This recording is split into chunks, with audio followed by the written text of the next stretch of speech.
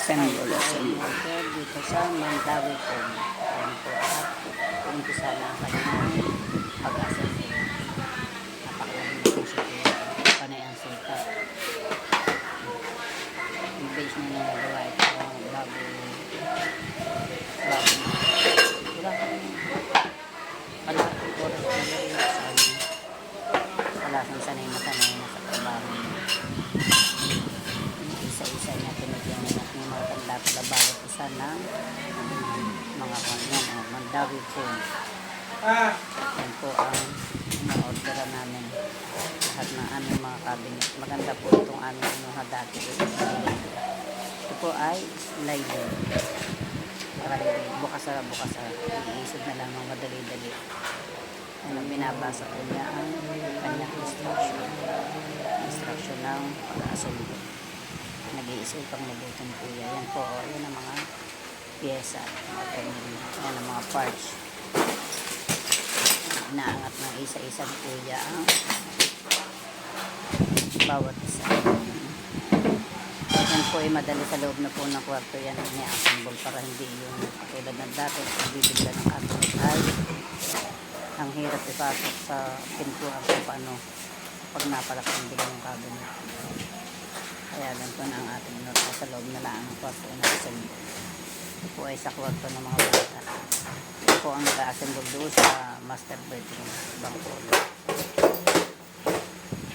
Isa naman doon sa dati doon sa aking apo na pangalan na nilagay sa kabilang kwarto. Yan, inaangat na ni kuya isa-isa. Tingnan natin kung paano siya mag-assemble, kung gaano kabilis.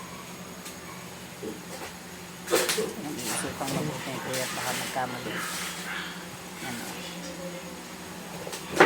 Tingnan natin kung paano ang kanyang gagawin para magkabilis.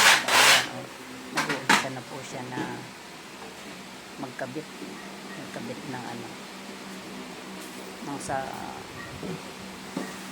ano ba bubuuin kung paano niya bubuuin ang paggawa ng cabinet. Tingnan natin guys itsura ng kanyang assemble. Yan ang pagbuo buo na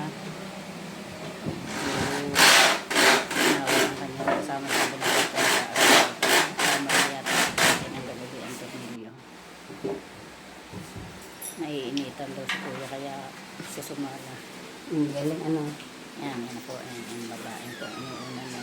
Ang galing nga po, wala siyang katulong. Siya lang mag-isa. Sinisita ko yung kulay ko. Baka nga naman kamali. Yan. Ano, ang bareng. Tawag, alam ko, pagkaganyan, bareng. Samento. Pero yung kanya ngayon, yung may tornilyo na maliit, pinakabala. Yan ang ano, kaysa magpupok. Nga naman ang pindot lang siya ng pindot. Saksak na. Sipat din ang kanya. Yan. Pinindot. So, taas na. Arena. Galing talaga ni kuya. Pinto na lang. Yan. Lalagyan na po niya ng sliding. Ano, ng hangeran. Ang hangeran niya kabilang dulo. Dalawang hangeran. Ate silang magkapatid. Dalaga. Dalawang din. Hindi pa dalaga. Dalawang dalagyan din. Light stand ba ito na lang? Parang suggest sa mga. Yan. Pero kahit dito niya nagawin.